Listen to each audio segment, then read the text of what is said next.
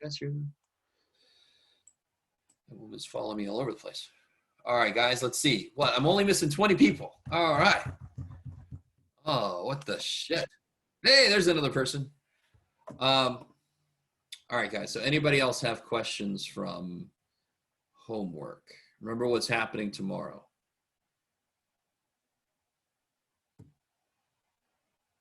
Let me make that a question. Do you remember what's happening tomorrow?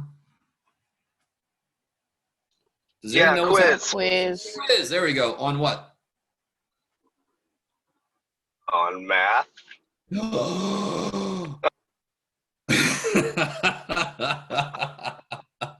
That's right. Any math I want. Yay. Or no, you want to ring me in a little 1.5 to 1.8. I was hoping I could just ask anything. All right. Yes, 1.5 to 1.8. I'm not putting 1.9 on there yet because we haven't really finished that one yet. So, or I mean, we just finished it yesterday. So I want to first, any questions from any of those sections? And if I don't get anything, I'm going to show you a couple ways to try to study for the quiz tomorrow, besides just doing homework. I mean, homework is huge, but it's not the only thing you should do. So any questions? No?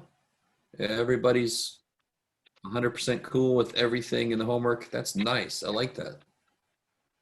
It makes my job easy. All right, so let me... Hello, Professor. No, we are not good with... I have a question about the section 1.9. 1.9, okay. Yes, I don't have any idea. I didn't understand the questions also. I'll tell you this. Well, so hold on to that. Right now, I just want to focus on 1.5 to 1.8, but please ask that once we're out of the review time. Does that make sense? The quiz tomorrow is 1.5 through 1.8. So okay, perfect. Focus on those first, and then I'll take your 1.9 question in a little bit. Thank you. You're welcome. Hey, Jeff. Yes. Tomorrow, you just said that tomorrow you're going to review for 1.5 to 1.8 or 1.9? Today, because tomorrow is the quiz. Yes, tomorrow's the quiz, yes. All right. Yes.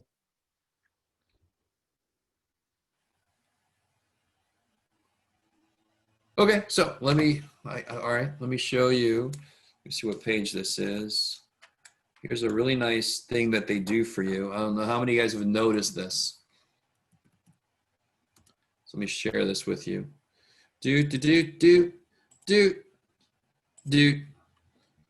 So at the end of a unit, right? Or, we sometimes call them chapters. They'll have this review, and it's kind of a checklist they made. And I'm really concerned that some students only do the homework and they think that's it. That's studying. That's what studying is. And that's pretty insane. You don't have to do what I used to do, right? You guys all agree I'm kind of a geek? Probably. So when Jeff was a student, I would study so well that somebody would say, here's an idea, and I would tell him exactly what section of the book it was in. Do you understand? So, holy shit. That's a little far. But this, using a checklist, they give you a checklist. So it's going to be on 1.5 through 1.8. So you can just focus on, okay, do I remember how to use a rectangular coordinate system? Do I even know what the hell that means? If not, go back to 1.5. Do I know how to connect data to graphs? That was a big part of 1.5, right? You guys kind of with me? I mean, this is not a bad way to go through this. If you don't understand even what it is they're saying, go back to 1.5 and look up some examples just to kind of jog your memory. And then we got probabilities in 1.6, right? Good old probabilities. Translate a probability to a percent, right? We talked about theoretical and empirical. Those are words that I didn't use a lot, so I'm not going to necessarily use those words on the actual quiz. But theoretical means, theoretically, what's the probability I get a 2 if I roll a die, theoretically? If I roll a die, what's the probability that I get a 2? Just a regular 6-sided? Yeah, exactly. I'm sorry. No Dungeons and Dragons stuff, no D8, no, nothing like that. It should just be 1 out of 6, right? Yeah, right. Is everybody cool with that? There's one side that matches what I needed out of 6 total sides. So 1/6 chance. But if I roll a die 10 times, stay with me. If I roll a die 10 times and I get 2 2s, the empirical probability of getting a 2 would be 2 out of 10. Because I saw 2 2s out of 10 rolls. So empirical means actually do something. Theoretical means think about what might happen. That makes And we all sense. basically know what theoretical means, right? Theoretical basically means don't do shit, just sit there and think. Empirical nothing. is a word that means carry out an experiment. What's up? Good, good, good. All right. I'm just responding to your statement. Okay. Let's see. All right. And then we got, say again, sorry? No, nothing. I'm listening, All right. sir. Sorry, I'm my gonna mute fault. you. I'm gonna mute you, Sal. Okay. Then we got the part about scientific notation, right? 1/7. So make sure you know how to convert both ways. And then we got this thing, and really, I'm not going to ask you questions about your personality type. I am going to share with you some things I saw, even though not everybody has done that personality type survey thing yet. Could you just do it, please? Just do it. I know I didn't make it worth any points, but just do it. Okay. Oh, shit. And the rest of 1/8 was about the Venn diagram stuff, right? Venn diagrams and the sets, the or and the and. Okay. So does that jog anybody's memories and thought process about questions you might have about any of that? I mean, that's all the stuff that you need to know for tomorrow's quiz. So just to give you Let's just some. go over a rectangular. Can you hear me? Yes, totally. Can we go to 1/5 and just touch on that rectangle? Here we go. I'd like to go through all of it, really. Here we go. Right here. Here we go. Right? Okay. So when I say rectangular coordinate system, it just means XY graph. Oh, right? X, Y, and then the pi. X, Is Y, and then the. Pi diagram in this, right? Oh, I see. Yeah. Pi diagram and the bar graphs. That was way earlier. Yeah. Right. Yeah. So this is just, remember these kind of problems? You know I'm going to give you this kind of problem where I give you data. You got to convert it into an ordered pair so you can plot them, right? And then I'm going to ask you stuff like, where was it increasing? All the same kind of stuff that they asked you back in 1/5. So you see, so once you plot this graph, you can answer what was the highest altitude reached and so forth, right?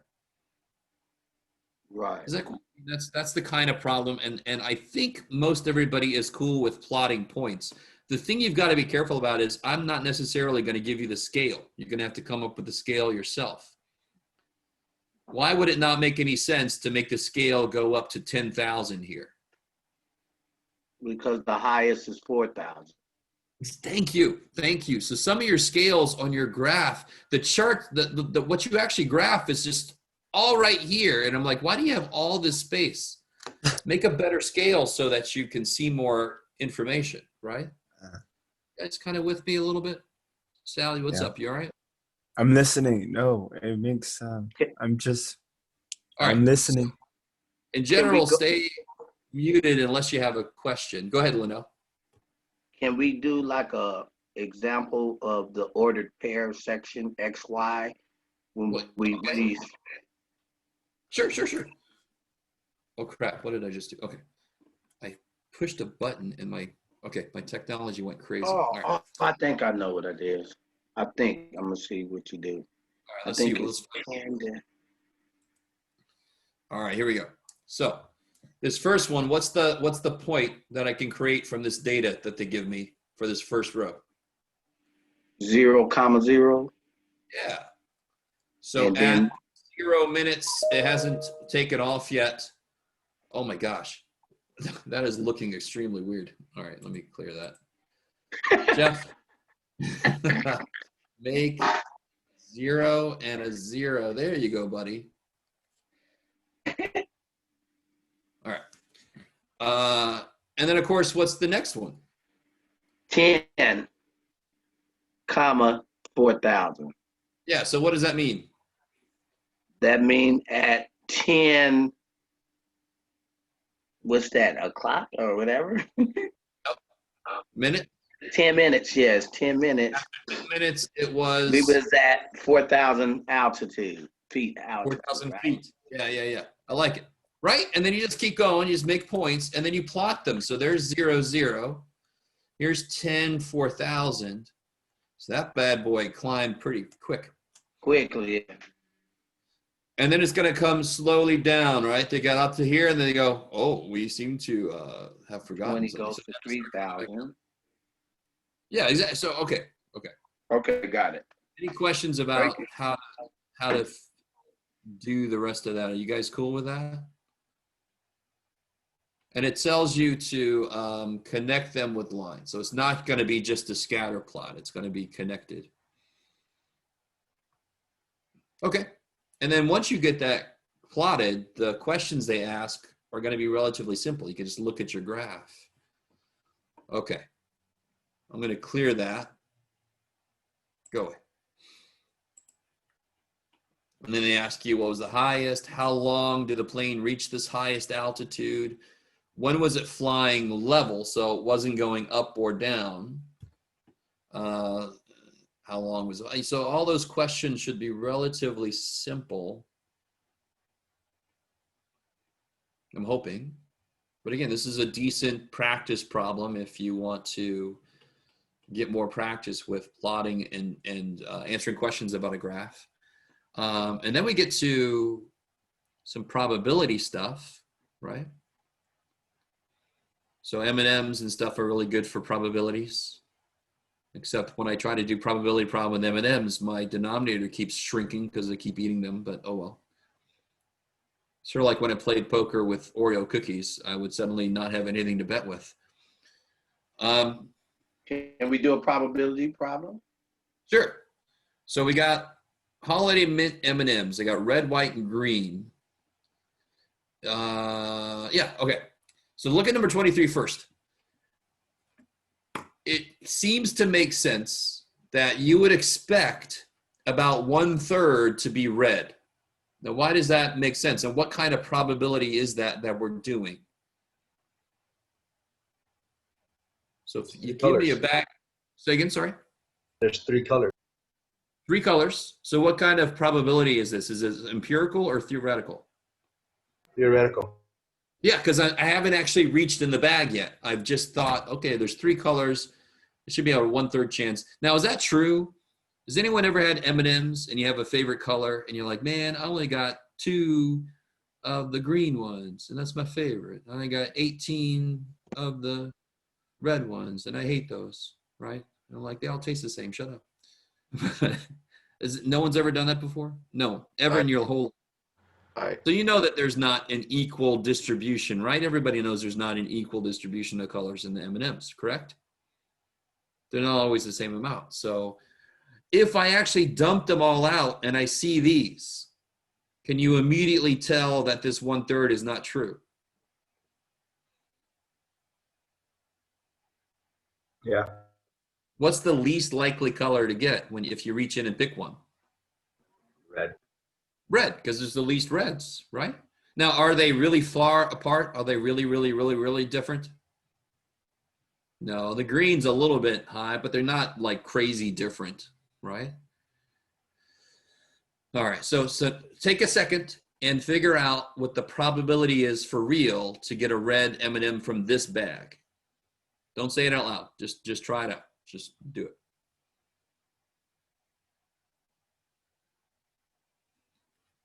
Now I want some M&Ms. Damn.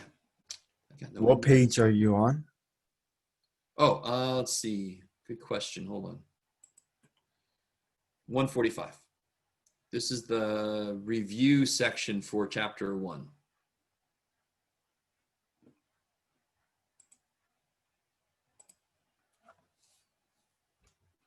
So what do you have to figure out first? Because I can see there's 78 red. Where's that going to go in my fraction? I can see there's 78 red. Where's that going to go in my fraction? On the top. Yeah, 78 red out of how many total? 78 plus 96 plus 82. That's right.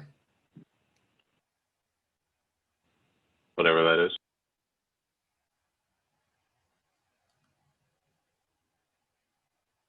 Out of 185. No, no, no.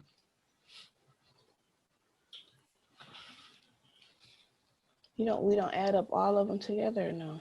Totally do, yeah. 78 and 82 Oh, I is. put 7. Sorry. Oh, I was like, I'm trying to figure out how do you. Nobody. Let me stop for a minute. You guys understand? That's the basic idea of probabilities. How many matches what I'm looking for divided by how many things could happen. So there are 256 M&Ms I could pick out, and only 78 match what I'm looking for.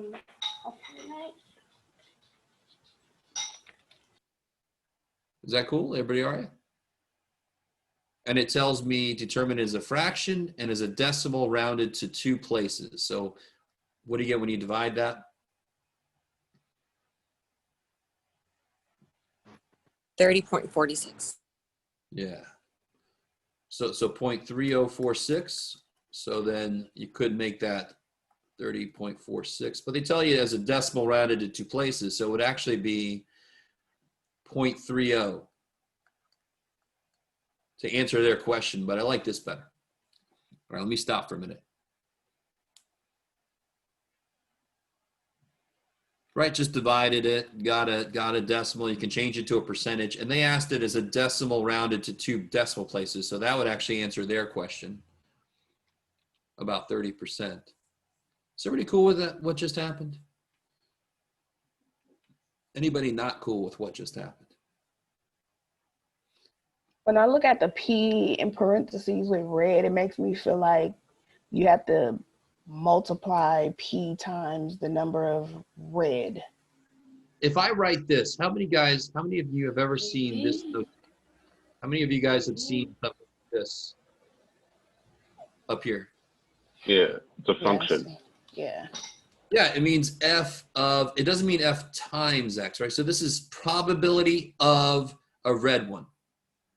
So this is not a problem to work out itself. This is exactly like you said, is exactly like function notation. What is the probability of, and this is what is the function of X? What is the probability of red? I like it. So it's just like this. If I said what's F of 2, that's not F times 2. That just means put a 2 in for X, right? All right, so some of you guys might not have seen this in a while, but hopefully that's sort of familiar. That's exactly the idea here. How much more markings can I put on this thing? There we go. And then each one of these is exactly the same idea. The only thing that changes for these two would be the numerator, right? The numerator. So it would be out of 256, but this would be the green, and this would be out of 256, but this would be the white. And then whatever the hell they are. Blah, blah, blah, blah. Now, are these theoretical or empirical? Theoretical. Empirical, because you can actually hold the M&Ms. Empirical all day long, because this person, we didn't actually do this, but this person did. This person dumped out the bag, they looked at how many there were, and then they calculated ratios. So this was empirical. I like it. And the thing about theoretical, I don't know, you have to actually talk to M&M, but maybe over all bags they make, it actually is a 1/3 probability. But as you fill each bag is different. Do you guys see what I'm saying?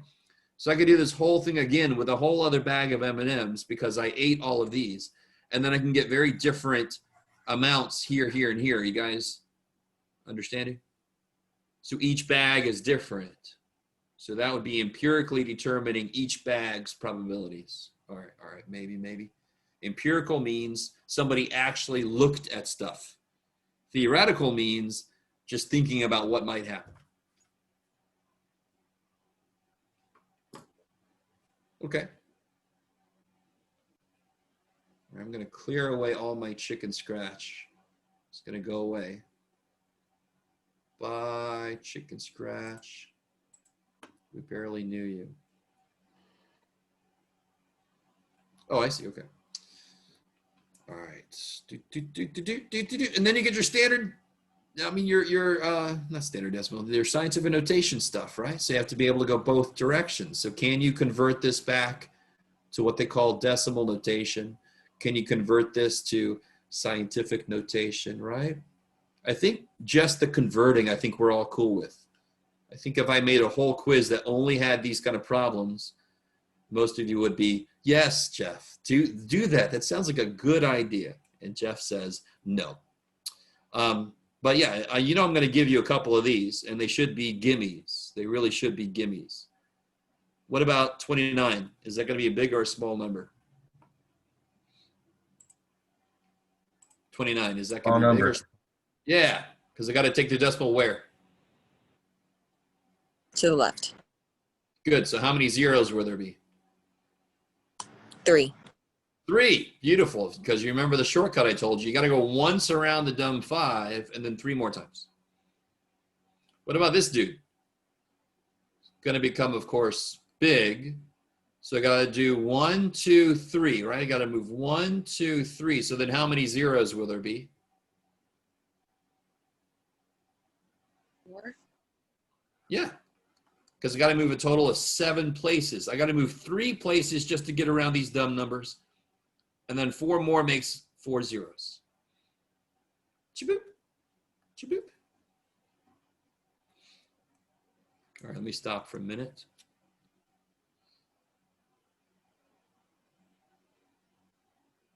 So then on 31, will it be a positive or a negative exponent? And can you say that number on 30? What number it is? You guys tell me. What number is this? 39,000,020,000. Yes. Yes. So this is thousands. This is millions. The next one would be billions. The next one would be trillions. I like it. I like it. And I said, oh, wow, what was that? It's my 5th puberty. I said you didn't have to memorize this. Get out of there. But 10 to the 6 is millions, right? And I can take, I'm going a little off script here. I don't care. It's no script. If I move this over once, I can take this down 1. Isn't that 39.02 million? Isn't that what that says? Because that means million. And that's exactly what I got, 39.02 million. All right, but it didn't. That's not part of the problem. That's just me going extra stuff.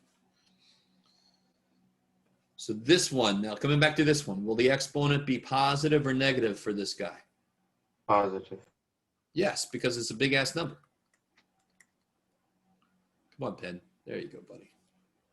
And of course here the exponent will be negative. Now that's not answering the question, but you should be able to answer the question. I mean, right? I mean, I'm kind of assuming everybody can do this. You just have to do times 10 to the 3, 6, 9, 12, 13. And so forth. All right. Now, please, if you have any trouble with any of this, you got to stop me and ask questions. Don't let me assume anything that's not true. But I'm going to clear away all my chicken scratch. Yes. For number 31? Yes. When you're counting. Hold on, Linnell. I got Sal asking. So go ahead. You count all the way up to, even if they're not zeros, you count each number all the way up to the. I'm not counting numbers, am I? I'm counting how many times I've got to move the decimal place. Yes. And where do I want to end? I want to end after a single digit. So I know I want to end. Yeah, so 3, 6, 9, 12, 13. All right, sir. So I always want to have a single digit in front of the decimal, so I know where I want to stop. So here it would be 1, 2, 3, 4, 5, 6, 7. So it'd be 7.28 times 10 to the what? Why? Why don't you go all the way till to the 2 second power. to the Because second again, power, like always Lionel want the says? decimal. I always want the decimal to stop when there is a single digit in front of it. So if I went further, there's more than one digit. All right, let me think. How else can I say that? Take this away. Go away. -8. Hold on. Everybody cool with this one, right? Now, why are you cool with this one? Because I want the decimal to end when there is a single digit, 1 through 9, in front of it. So where do I want to move this decimal? Where do I want to make it stop? When will there be a single digit? At 7 because 2. Not because of 2, but because I want a single digit 7 in front of the decimal.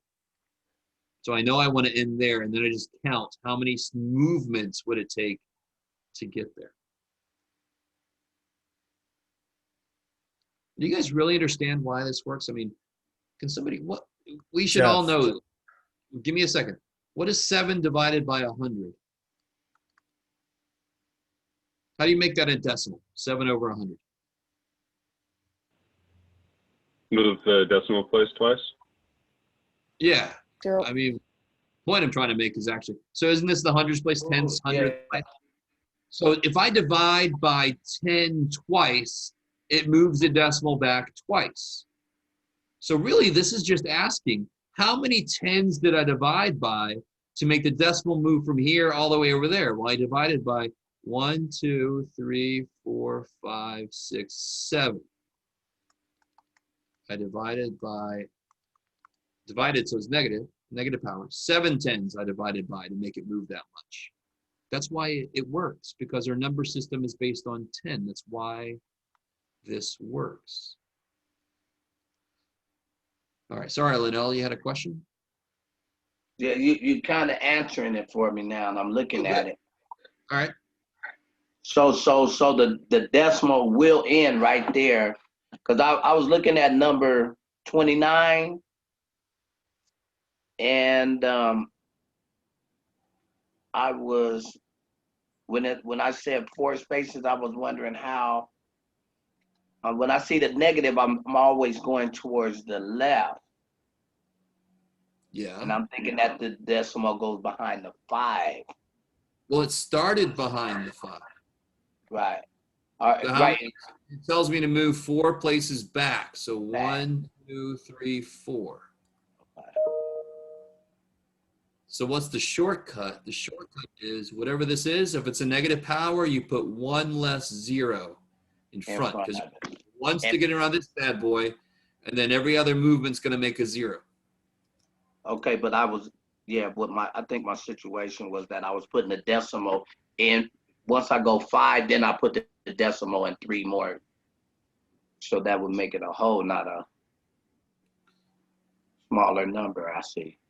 But now you see, okay. I'm not sure what you're saying, but if you understand the right way to do it, that's what matters. Okay. Right. All right. Anything else, guys, about scientific notation? You guys all right? All right, I'm going to clear all this. It's going to go away. All my beautiful chicken scratch. Here he goes. Bye, chicken scratch. Okay.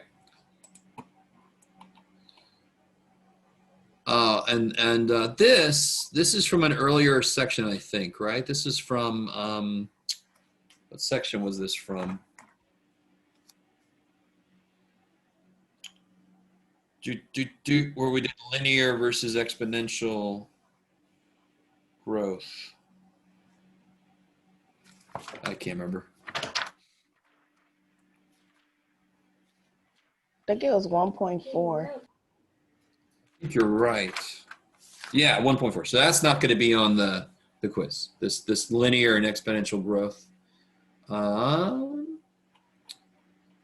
And then here's the Venn diagram stuff. Now, here's something big about the Venn diagram. I'm getting too many people making this kind of mistake. So here's a good one. Of course, this is about freaking politics, but too bad for everybody. What number, do you guys remember? Look at me trying to write on my textbook and thinking it's going to show up on the actual, okay, Jeff. Yeah, all right, enjoy that.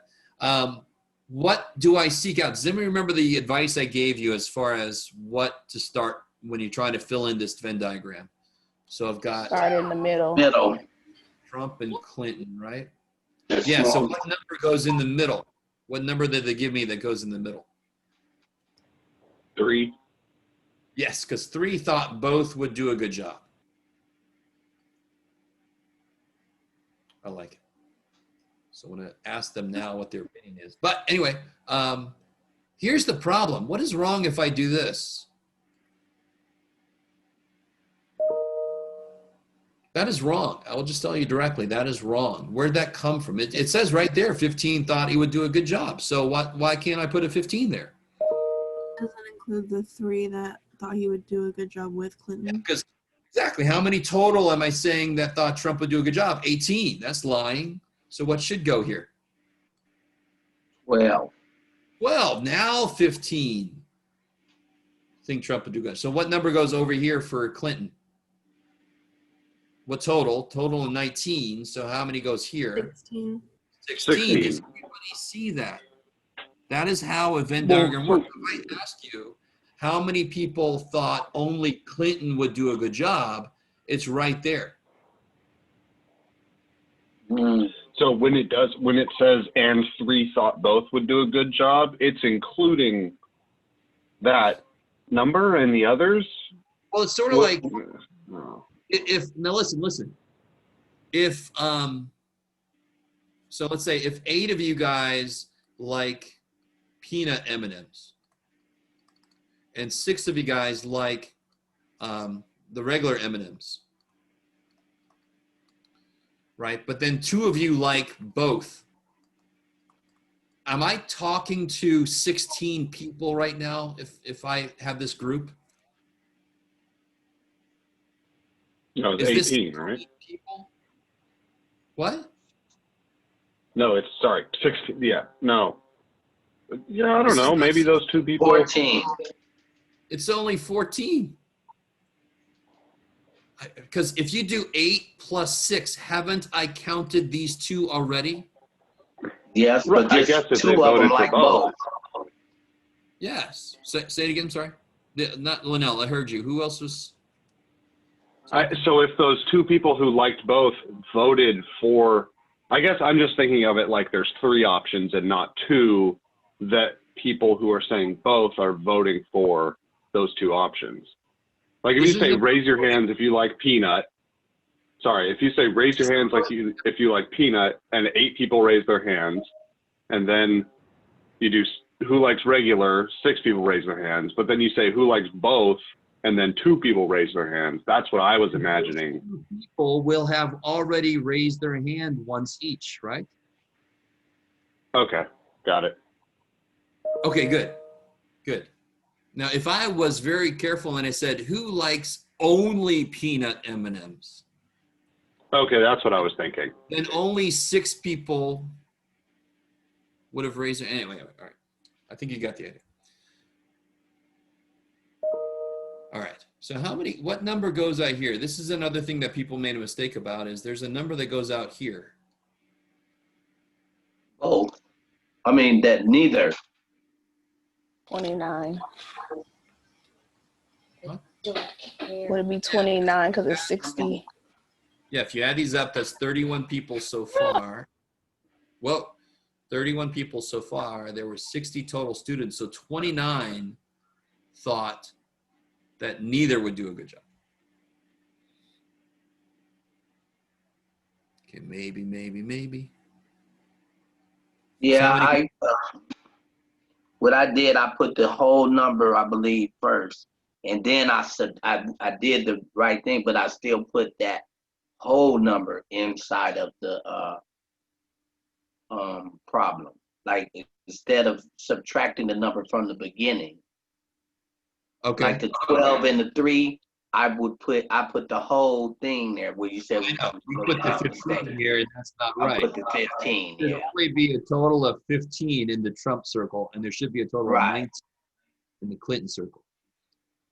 I like it. Is everybody cool with that 29? Because this is 12, 15, 31 people. There were 60 total that were talked to, so 29 of them must have thought neither one would do a good job. Which is, you know, kind of always a safe bet. All right. I like it. And this gets into section 1.9, which will not be on the quiz. Right, 1.9 is where we start talking about sample population. Okay. Anything else related to what we just talked about that's going to be on the quiz tomorrow that you want to talk about?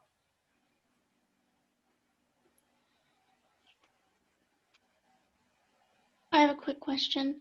Yes. I'm just confused on how you got the last part of that. So, The 20. yeah, to get 31, what do you add? All of it. Yeah, so if I set my Venn diagram up correctly, this is 16 people. These are 3 other people, and these are 12 other people. Okay. How many people total are in these circles? 16 plus 3 plus 12, and that's 31. Okay. If you Thank do 15 plus 19, that's wrong because you counted these 3 people twice. Okay. I like it. I like it. Jeff, Yes, your quiz is from section 1.5 to 1.8. that's right. I know you mentioned it 2 times and you keep asking if we have any questions to go ahead and ask. Yes. And all right. Okay. How's everybody else? You guys all right? All right. All right. All right. Are we going to do it same as last time? Actually, I'm glad you asked that question. How did we do it last time? I'm starting to, I think we haven't done it the new way. Let me clear this out. I'm So going to clear all my drawings. Let's talk we about how just the did it quiz. like homework. Yeah, let's talk about how the quiz is going to work. Because I did it, the last time we took a quiz, we did it in class with the Zoom cameras on, right? Okay, so let's talk about how things are going to change. Let me clear this and let me stop sharing and let me, okay. It's me. So the way this quiz is going to work tomorrow, I've tried this out on my other 2 classes and I've got it down to a pretty good way. So what I'm going to do, it's not going to be during class time. You're not going to need to have a camera on. You can actually do it on your own time, but it will be timed. So that doesn't change. It was going to be timed if I had it during the class, so it will be timed. But you can do it the minute you open it, the timer starts. So you can pick some time, and then I'll make it due like the next day in the afternoon. So you'll have from the time class stops tomorrow until the next day to find a block of time that you can sit and focus on and get it done. Does that make sense so far? So how many I like it. questions? How many questions are going to be in your quiz? Like, I don't know. Probably around 6 to 8, 6 to 9. Let's say 6 to 9. Just be careful. What's the amount of time that we'll get? I don't know that either. It depends on how many questions I end up putting on it. Wait, so you haven't made the test yet? Hey, look at that. Hey, wow. I have not. I like making the quiz not the same day, but not too far in advance because I get a feel for people's misunderstandings. I get a feel for where people are, and then I can kind of develop some questions directly related to that. Was that theoretical or empirical that you didn't make the test yet? It's theoretical. Nothing's happened yet. Theoretical. I'm with you on that. I like that. So I'm not going to be making it like right before class tomorrow, thank God. But I'm probably going to make it this afternoon. All right. So a little bit, and I'm going to talk about this again tomorrow anyway. When you're done with the quiz, I'm going to have, stay with me now. There's an option that I can do a timed quiz and then you can submit it in the same place. And that sucks so bad because I can't access it like I can with homework. Homework, I can directly access it, write on it, and then you can directly access it right there. What I had to do the first time I did this, I had to download each person's quiz, grade it on another application, re-upload it to them. It was insane. It was insane. So what I'm going to do is when you're done with the quiz, there will be a place called Submit Quiz here, and you submit it there just like homework, right? You take a scan of it, and you go to the submit place, and you submit it. Is everybody with me? We're able to print it out. Are we able Totally. to If you want to. You don't have to. But you don't have to print it out, but if you want to print it out, you can. All right. How's everybody doing? Any other questions about that? We'll talk more about it tomorrow, obviously. Okay. All right. If there's no further questions, now I'm open to who had a question from section 1.9. What was your question? Somebody had a question from section 1.9, I thought. No?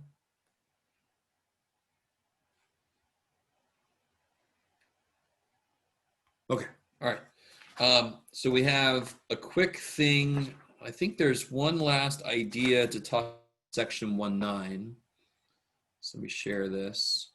Oh, shoot, which means I got to move you guys back over here. Go over there. Let me share this. There's something happening out in my yard. I think a bird's getting attacked by a cat or something. Anyway, so let me go back to what page you want to go to.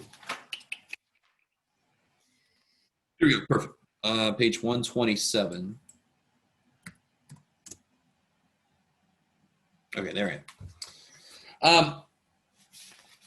So there's a beautiful idea in collecting data, and it's called a stem and leaf plot, which is kind of a funny name. And let me see which data they're talking about here. Oh, here we go.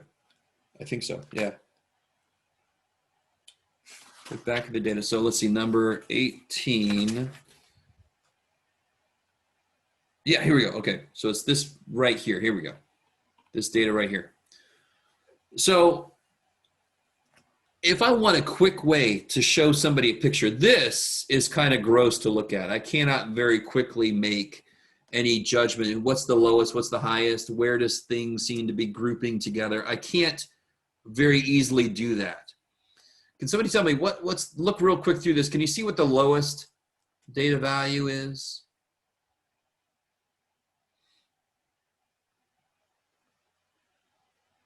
$49. Yeah, there's one in the 40s. Damn. 49. And what's the highest one? 68.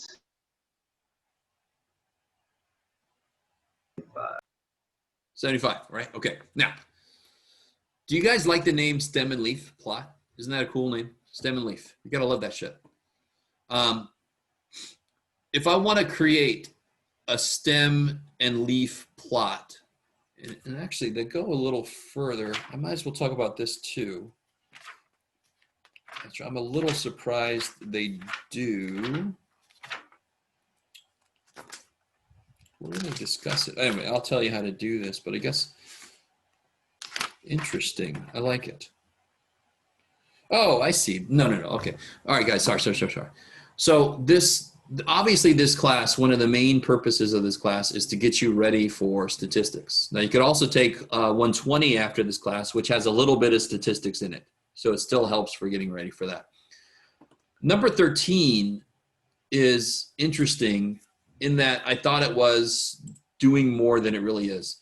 There's a way in statistics to actually calculate this. So what they're saying with this grouped frequency distribution is instead of listing each data point and counting a frequency for each data point, which doesn't really make sense. Are there like a lot of repeats in here? Not really.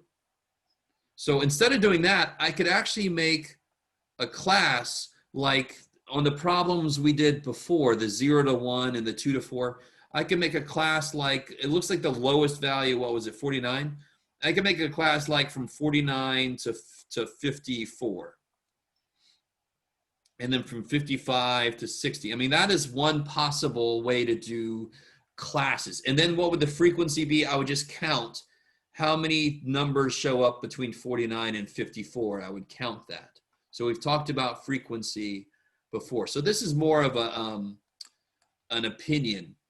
So the answers will vary on that question. When you get to statistics, there's actually a way to calculate what a really good way to make classes would be. All right. So let me talk. I just want to focus on the stem and leaf part of this real quick.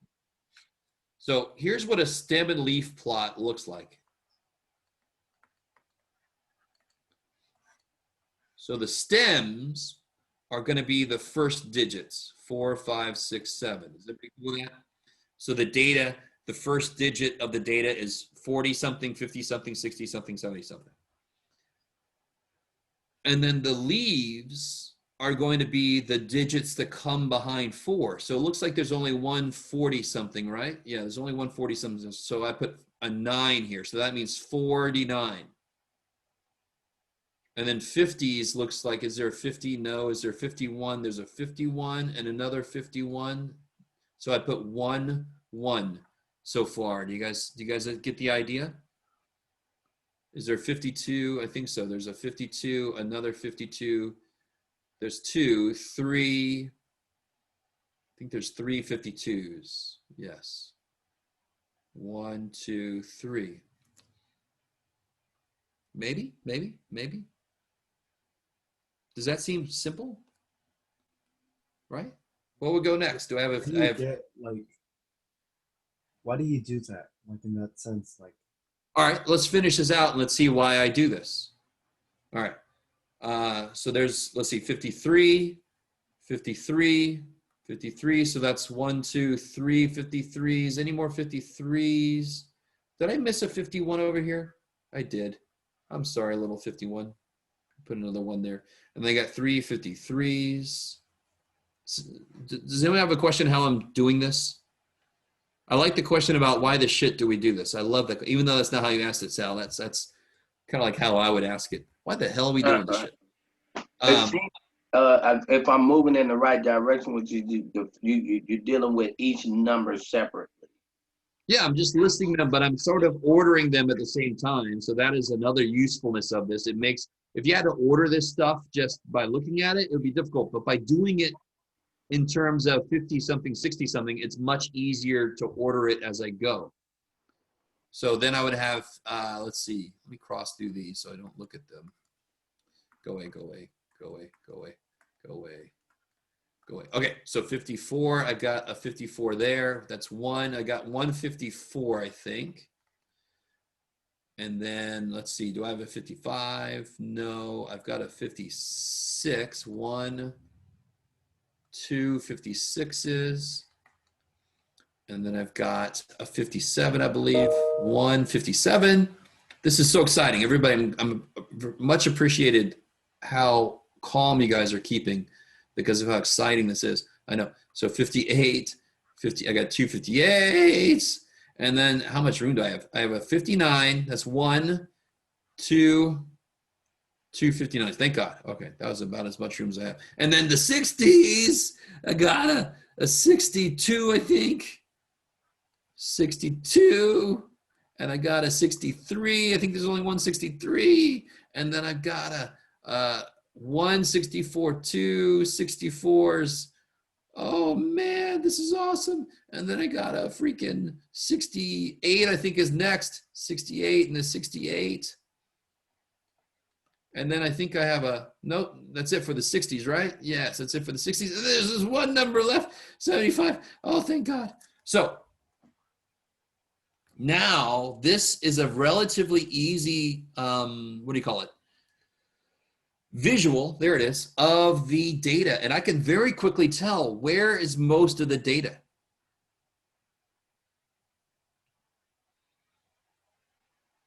In Where's the most 50s? In the 50s.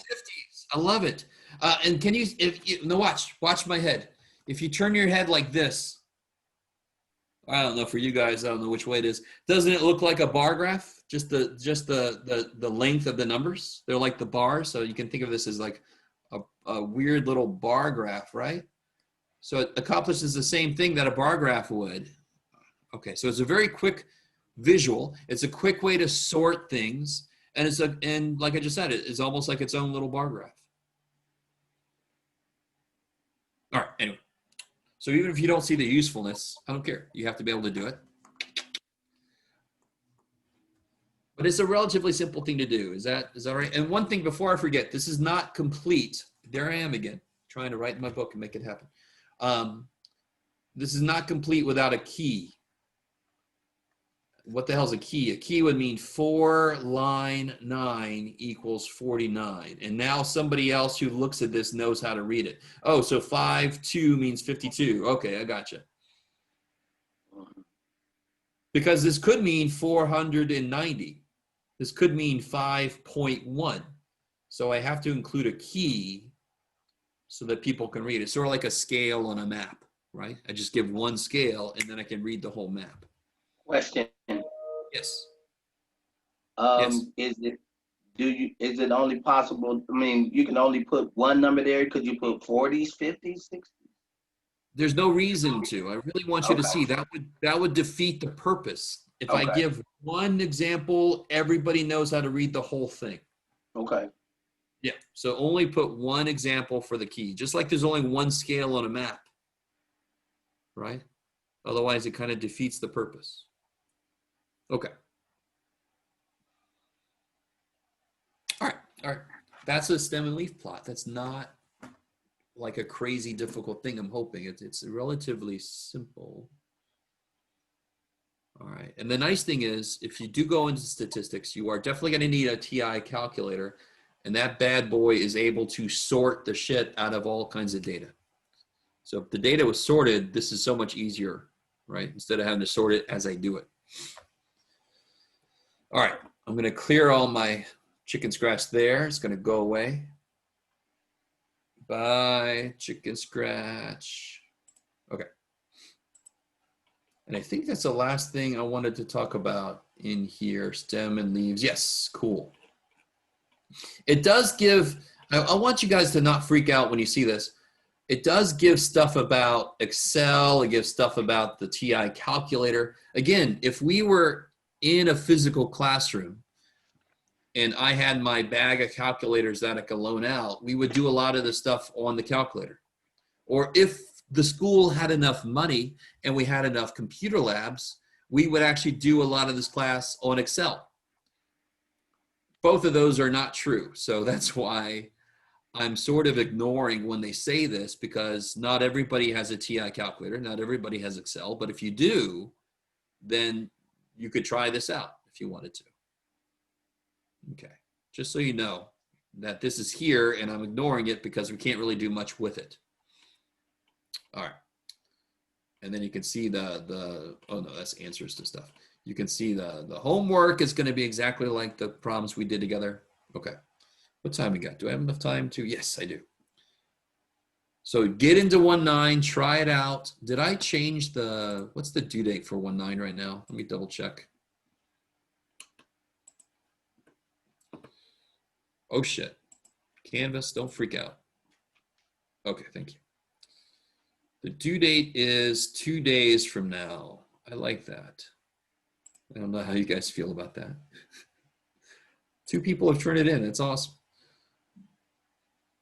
Let me go ahead and make it, I'll make it the 18th just to give you one more day, but yeah, I'll do that right now. Bam. You're welcome. This is pretty cool. I think I've talked about this before. If you miss the due date, turn it in still, right? If you think a due date should be changed, email me. I have agreed with students this semester and said, yeah, you're right, I should push that back. And I have said, no, I think it's fine the way it is. But if you don't ask, you never know, right? I am not used to going to Canvas and keeping up with changing due dates. So sometimes there will be a due date that should have been changed. So feel free to reach out and ask me. I will say yes or I will say no, but there's a chance I'll say yes. Okay. So let's do a little bit out of, like the tiniest bit out of chapter 2, and then we'll head out. All right, let me move you guys back over there. Come back to the book.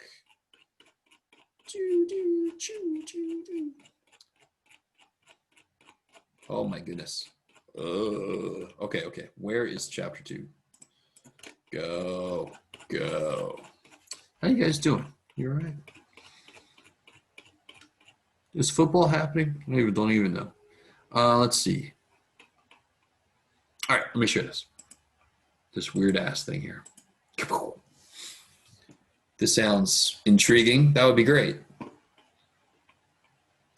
So this first section of chapter 2 is, oh, there's a little bit of prep skills. Yeah, interesting. I didn't realize this was here. Oh, we might as well do this together.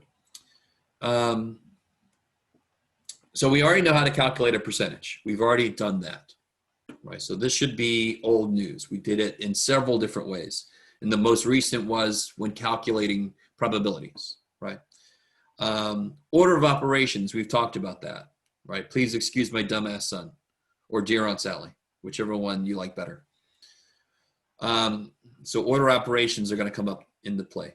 Putting a list of numbers in order. Okay, whoop-de-doo, right? Now here's where things get interesting. Does somebody know how to do this problem? I mean, this isn't overly interesting, but just they haven't given it to us in this format before. Does somebody know how to do part A here? It's just a different format for something we've done already. Divide 120 by 500. Yeah, so it's or 500.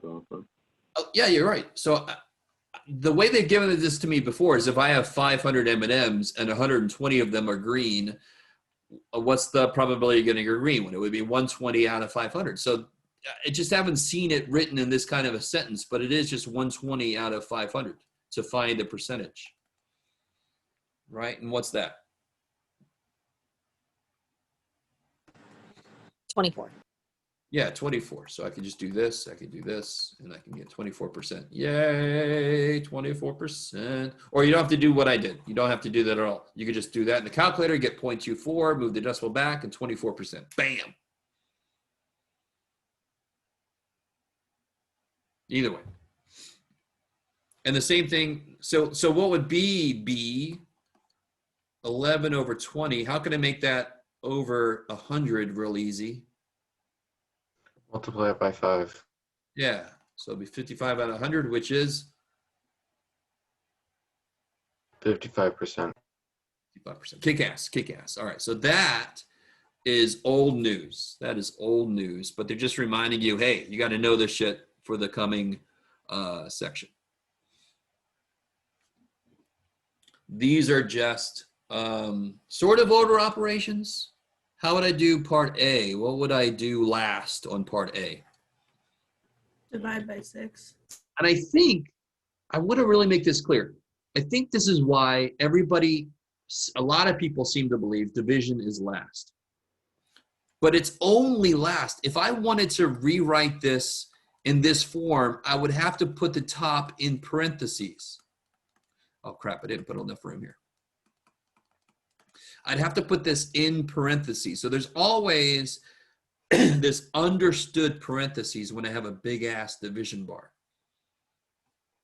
So if the problem was instead 9 plus 12 plus 4 divided by 6, I would only divide 4 by 6.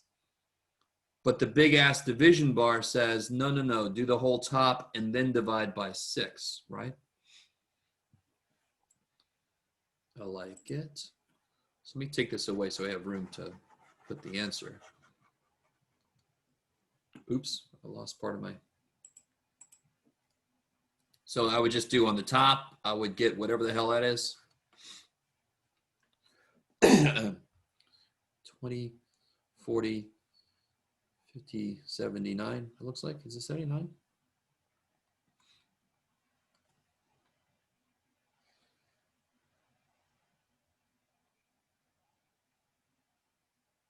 Nobody's going to help me. I think it is 79. Yes, it's 79. Thank you so much. And it says round to the nearest tenth. So 79 divided by 6. 3.16. Yeah. So 13 points. 2. 13.7. 2. The 10th place is this one. Since that's a 6, that becomes 2. I like it. Okay. So, and then the same thing happens with these. I have to do the bottom first. Here I do the top and the bottom, and then I divide. So the same thing happens, but it's just trying to show you these specific skills will definitely come into play in this section. All right, I'm going to clear that away. Clear, go away. Okay. Pop, pop, pop, pop. And then this is no big deal. Put that in order, what you do. So the actual thing about chapter 2, it starts with stuff about how you prepare for an exam. And hopefully today you guys understand doing the homework is fantastic. There are many students I wish they would just do the freaking homework at least, because that is the most direct way to get ready for anything. Because if you have a decent teacher, their assessments should be based on what you did in the homework, right? Okay. But I mean, what other strategies would you use to prepare for an exam? Does anyone have anything they currently do? Does anyone make like flashcards for themselves, or where are my fellow geeky students? Anybody? Or do you just do the homework? I just go skim back over the chapters in the book. Okay. See what I don't understand. I like it. So if you see something that doesn't sound familiar, you just stop yourself and say, okay, what the hell is this? And that's why when you get a different textbook, whenever you get a new textbook, what do you guys have anything when you get a textbook for a math class? Is there anything you look for in the textbook immediately? Does anybody have something they look in to see what's there? What do you guys, does anyone look for something in the textbook? There's one thing that everybody should. The glossary? Okay, there will always be a glossary, but not every textbook will have a section of answers, right? Very often they'll have the odd answers, right?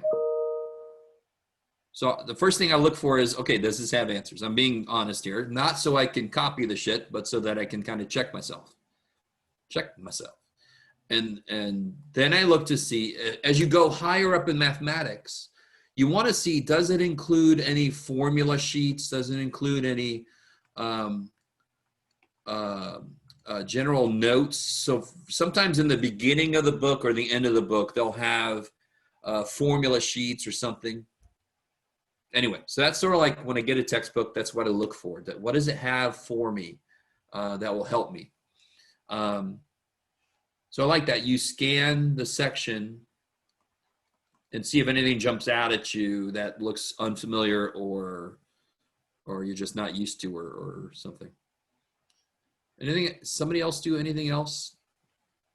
I read. Read the section. That's crazy. I mean, math people, we can actually put words into sentences, into paragraphs. We can do that too. It's not just English people. We don't tell a pretty story sometimes. It's too bad. Some math books are really kind of nifty. I like their humor. Some math books actually have humor and they tell stories. And some are just boring, but oh well, it's too bad. And I'll tell you something that drives me insane. Look at example problems, right? Very often I'll have a student say, I have no idea how to do this. I'm like, did you look at the example? What example? Okay. Because eventually you're going to get, if you go high up enough in math, you're going to get books that have no examples. There's idea problems. And you're like, oh man, I missed the days there were examples. Okay. Does anyone have, real quick, last question, then I'll let you guys out. Does anyone have something you do during an exam? Like back in the day when we were in the classroom, did you have anything you would do during an exam? Say again? Use a calculator. Okay, so if you can, use a calculator. But so what I mean is, like if you get anxious or if you get frustrated, does anyone have something they would do? Stop. Cry. And cry. They cry. All right. I always love it. You know, I collect students' tears. I walk around and I say, can you cry into this container? That's not true. Go to something more familiar, and then I'll come back to that later. Beautiful. Somebody else, I don't know if it was you, somebody else basically said the same thing in the chat. No, it was Ryan. So you both said the same thing. A friend of mine, she sat next to me in this one class, and she just could not go to number 2 until she got number 1 done. And that is so crazy. I could not get her. She just had to. And I'm like, that's insane. I'll always scan through a test, find the one that I'm most familiar with and do it, because does anyone play basketball? Anyone play any basketball? Nobody plays basketball. All right. Well, shit. Yes. So, okay. To get ready to play some basketball, how do you warm up? What's the very first thing you do? You do some layups. You right? You do something you know you can do just to kind of like get back in the feel of things. So that's what you do on an exam. You scan, you go, that one makes sense to me right now. Let me do it. You build up your confidence, and then you go to something else, right? If you start at number 1 and number 1's the hardest problem, you are going to set yourself up to be in the wrong frame of mind. Anyway. I kind of do it in reverse. Like I start with the hardest problems first, and then I end with the easier problems just so I feel more confident in my answers. Oh, I see. That's interesting. Because you're like, I want to leave these gimmies for me towards the end so I can that's a different thought process. I like, and if it works for you, that's awesome. And then I can go back and recheck like the ones I thought were harder. That way I kind of like destroy my confidence and then build it back up. Oh, that's a really different way to go. But again, if it works, fantastic. But that one I haven't really heard of, but that's an interesting way to do it. Tear yourself down and then build yourself back up. That's neat. Okay, I think that's enough for today. So next time we're gonna get into some statistics, some mean, some median, some mode, all kinds of neat statistical calculations. Cool. All right, so that is it for today. Let me know if you have any questions, if you want to hang out for a bit. Otherwise, you are free to go. I do have to say, I know you think it's crazy to read, but if you actually read the chapter, which I just started doing, everything that you talk about is in that chapter if you just read it. And it doesn't even take that long. It took me like 20 minutes to read chapter. I want to make it really clear. My reaction to you wasn't that was insane. My reaction was, yeah, read. It's of course, read. Do you get what I'm saying? It's like, right. Well, I wish more people would realize that there are words in the book for a purpose, right? Okay. I was just like, wait, crazy? You think I'm crazy for reading? No. So I'm sorry. I thought I put enough sarcasm in that. Isn't that No. crazy? No. So okay. Hopefully nobody else thought I was saying that reading the book was insane. It was actually the complete opposite. It's okay. My God, of course you read the book. That only makes sense, but so few people do. I know, and I read it. I'm not gonna lie. And now I'm like, I heard somebody say something like, "Oh, if you want to hide something from a stupid person, put it in a book." And it like blew. I was like, I'm not kidding you. And I started reading. Like, I know. But yeah, it's. I always like to say that book plus me equals class. So very often, I had a teacher that would never answer anything. They would just say, "Read the book," and I'm like, "Well, what the shit?" And then I had somebody who didn't really have a book, and they would just say, "Take all the notes down." I'm like, I need something to reference. So it's always book plus teacher equals class. And if you take one of those away, you have less of a class. So I totally agree with you, Tanya. I'm sorry if it came off the other way. Okay, well, I'm glad. Okay. Thank you. Okay. Everybody else all right? What's up? See you later there, Jeff. Okay. All right. I'm not. If I don't get any questions, I'm going to head out. I am leaving, and I'll see you guys later. Bye.